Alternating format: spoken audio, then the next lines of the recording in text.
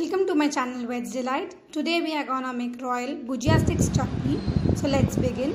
In a mixer jar add 300 grams of coriander leaves, 5 green chilies. Now we are going to add our royal ingredient, and that is half cup of assorted nuts. Here I have used cashew, almond and pistachio, 8 to 10 Bhujia sticks,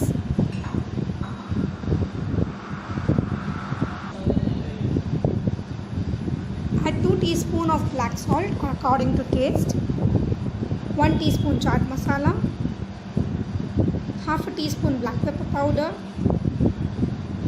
3 to 5 grams of deseeded tamarind, and half tablespoon of lemon juice. I have also used half capsicum. It is completely optional. Now let's grind into chutney. Our chutney is ready. For more interesting videos, subscribe Veg Delight.